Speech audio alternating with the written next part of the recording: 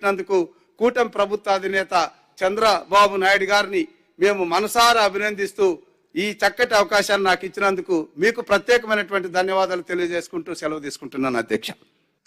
సభ్యులు రామాంజనేయులు గారికి చిన్న సూచన ఏమిటంటే, తోటి ఎమ్మెల్యేలని వారు సభకు వచ్చినా రాకపోయినా మనం సంబోధించేటప్పుడు ఏకవచనంలో కాకుండా బహువచనం వాడితే సబబు ఉంటుందేమో ఆలోచించండి. మీ విజ్ఞతగా వదిలేస్తున్నా.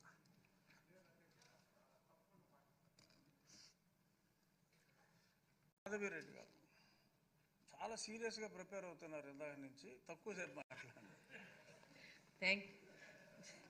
ధన్యవాదాలు అధ్యక్ష.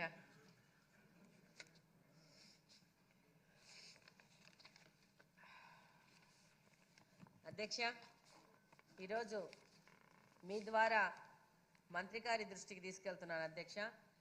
ఎన్టీఆర్ భరోసా హెల్త్ స్కీమ్ కింద 9 రకాల దీర్ఘకాలిక వ్యాధులతో బాధపడిన వారికి ఎన్టీఆర్ భరోసా హెల్త్ పెన్షన్ స్కీమ్ కింద దాదాపు 15,000 వరకు పెన్షన్ ఇస్తున్నారు అధ్యక్ష. అధ్యక్ష, ఈ పథకం కింద ఒక్క కడప జిల్లాలోనే మెడికల్ బోర్డ్ అప్రూవల్ పొంది డిఎంహెచ్ఓ ఆఫీస్ నుండి డైరెక్టరేట్ ఆఫ్ హెల్త్కు దాదాపు 184 ప్రపోజల్స్ పంపగా అందులో 22 ప్రతిపాదనలు మాత్రమే ఆమోదం పొందాయి అధ్యక్ష. 44 ప్రతిపాదనలు రిజెక్ట్ కాబడ్డాయి. ఇంకా దాదాపు 118 ప్రతిపాదనలు డైరెక్టరేట్ ఆఫ్ హెల్త్లో పెండింగ్లో ఉన్నాయి అధ్యక్ష. ఒక్క మా జిల్లా నుంచే ఇన్ని ప్రతిపాదనలు పెండింగ్ ఉంటే రాష్ట్రం మొత్తం మీద ఈ సంఖ్య వేలల్లో ఉంటుంది అధ్యక్ష. మన ముఖ్యమంత్రి గారు ఎంతో పెద్ద మనసుతో ఈ యొక్క వికలాంగుల పెన్షన్ 6,000 నుంచి 15,000కు పెంచి ఒక ఉదారతతో ఆయన ముందుకెళ్తే ఈరోజు ఈ యొక్క అప్లికేషన్స్ అన్ని పెండింగ్ ఉండడం వల్ల వాళ్ళకి ఈ యొక్క లబ్ధి వాళ్ళ వరకు చేరట్లేదు అధ్యక్ష. అధ్యక్ష, ఈ ప్రతిపాదనల్లో కూడా రిజెక్ట్ అయిన కారణాలు కూడా చాలా చిన్నవే అధ్యక్ష. ఈరోజు మీకు నా దగ్గరికి వచ్చిన గ్రీవియన్సెస్ చూస్తే అధ్యక్ష, ఒకటే తల్లికి 2 గుడ్డి వాళ్ళైన ఆడపిల్లలుంటే ఒక అమ్మాయికి 6,000 పింఛన్ వస్తూ ఉంది, మరొక అమ్మాయి గుడ్డితనంతో పాటు మెంటలీ రిటార్డెడ్ కూడా ఉంది. ఆ అమ్మాయికి పింఛన్ రావట్లేదు అధ్యక్ష. ఈరోజు ఆ తల్లి ఆ 2 పిల్లల్ని ఎలా సాకుతాదనేదే ప్రశ్న. వాళ్ళు మా దగ్గరకు వచ్చారు. మేము కూడా అధికారుల దగ్గరికి వెళ్ళేసి ఈ యొక్క అప్లికేషన్ పంపిస్తే ఈ అప్లికేషన్ పెండింగ్ ఉంది అధ్యక్ష 4 సంవత్సరాల నుంచి. అలాగనే యాక్సిడెంట్ అయిపోయి సాఫ్ట్వేర్ ఇంజనీర్ అధ్యక్ష, మంచి ఉద్యోగం చేస్తున్న అమ్మాయి ఒక రోజు జ్వరం వచ్చేసి కంప్లీట్గా ఆ పాప బెడ్ రిడన్ అయిపోయింది. దాదాపు ఇప్పటికి 3.5 సంవత్సరం నుంచి బెడ్ రిడన్ అయిపోయింది.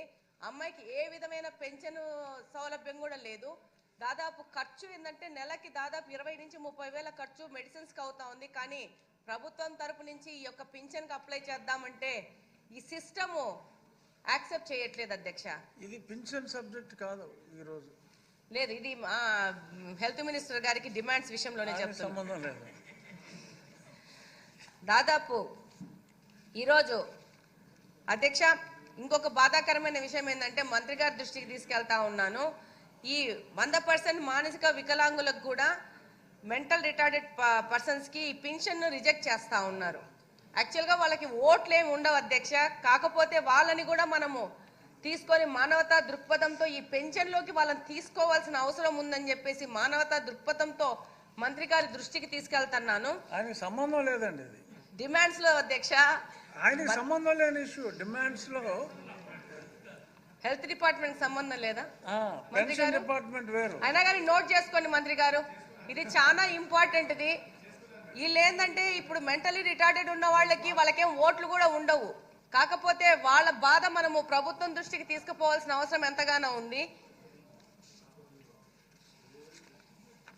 అలాగనే మంత్రి గారి దృష్టికి తీసుకెళ్తున్నాను. ఇప్పుడు మెడికల్ హాస్పిటల్స్లో, గవర్నమెంట్ హాస్పిటల్స్లో అధ్యక్ష ఈ యొక్క ట్రీట్మెంట్కి వెళ్తే మందులు లేవంటున్నారు. మందులు బయట నుంచి ప్రొక్యూర్ చేసుకొని వస్తే ట్రీట్మెంట్ ఇస్తామంటున్నారు. కానీ పేదవాళ్ళు గవర్నమెంట్ హాస్పిటల్స్ లోకి వెళ్తారు. వాళ్ళు మందులు కొనే స్తోమత ఉంటే గవర్నమెంట్ హాస్పిటల్స్కి వెళ్లాల్సిన అవసరం లేదు, ప్రైవేట్ హాస్పిటల్స్కి వెళ్ళగలుగుతారు. ఇది నాకు ఈరోజు పొద్దున ఒక సామాన్య వ్యక్తి నాకు వాట్సాప్లో మెసేజ్ పెట్టారు. గవర్నమెంట్ హాస్పిటల్స్కి వెళ్తే మెడిసిన్స్ బయట నుంచి తీసుకురామని చెప్పేసి గత 4 సంవత్సరాలుగా గత ప్రభుత్వం యొక్క పరిపాలన రిజల్ట్ ఇది. మెడిసిన్స్ లేకుండా చేసి పెట్టారు హాస్పిటల్స్లో. దాంతోపాటు ఇప్పుడు హార్ట్ అటాక్ వస్తే ఇమీడియట్గా వాడాల్సిన ఇంజెక్షన్స్ కూడా అవైలబుల్ లేవు గవర్నమెంట్ హాస్పిటల్స్లో. వాటిని కూడా మీరు దాని మీద కూడా దృష్టి సారించాల్సిన అవసరం ఉంది అధ్యక్ష. ఇంకొకటి ఏంటంటే సైకియాట్రిక్ ప్రాబ్లం ఉన్న వాళ్ళకి సైకియాట్రిక్ మెడిసిన్స్ అస్సలు అందుబాటులో లేవు హాస్పిటల్లో. ఆ మెడిసిన్స్ చాలా ఖర్చుతో కూడుకున్నవి. అవి గవర్నమెంట్ హాస్పిటల్స్లో అవైలబుల్గా పెడితే మనము పేద ప్రజలకు చాలా సేవ చేసిన వాళ్ళం అవుతాము. ఇంకొకటి అధ్యక్ష, ట్రాన్స్పోర్టేషన్ అయిందా? ఇంకొకటి అధ్యక్ష, ఇది ఆర్టీసీ ఉద్యోగుల నుంచి వచ్చింది అధ్యక్ష. ఈ యొక్క రిప్రజెంటేషను ఏపీఎస్ఆర్టీసీలో 2014 సెప్టెంబర్ ముందు రిటైర్డ్ అయిన దాదాపు 6,000 మంది ఆర్టీసీ పెన్షనర్స్కి ఈపీఎఫ్ హై పెన్షన్కు ఆప్షన్ ఇచ్చుకునే అవకాశం లేకపోవడం వలన వాళ్ళకి వృద్ధాప్య పెన్షన్ కంటే తక్కువ, కేవలం 1000 నుంచి 2,300 వరకు మాత్రమే పెన్షన్ వస్తూ ఉంది. దానివల్ల 70-80 సంవత్సరాలు పైబడి ఉన్న వాళ్ళ పరిస్థితి చాలా దయనీయంగా ఉంది. మీ ద్వారా మంత్రి గారి దృష్టికి తీసుకెళ్తున్నాను అధ్యక్ష. వీరు రిటైర్డ్ ఉద్యోగులు అవడం వల్ల వీరు ప్రభుత్వ పథకాలకు కూడా అర్హులు కాకుండా పోతున్నారు. కొంతమందికి అయితే 700 రూపాయలు పింఛన్ వస్తా ఉంది. ఎంత చెప్పినా పథకాలు కూడా మంత్రి గారి దృష్టికి తీసుకెళ్లాలి కదా అధ్యక్ష. ఇది చంద్రబాబు నాయుడు గారు 2024 సంవత్సరంలో కడప పర్యటనలోకి వచ్చినప్పుడు ఆర్టీసీ ఉద్యోగస్తులకి ఈ యొక్క జీవన భృతి మీద చిన్న హామీ కూడా ఇచ్చారు అధ్యక్ష. కాబట్టి వాళ్ళు దగ్గర 6,000 మందే ఉన్నారు. ఒక విధంగా లెక్క చూస్తే 2.5 కోట్ల రూపాయలు మాత్రమే వాళ్ళ మీద వ్యయం అవుతుంది.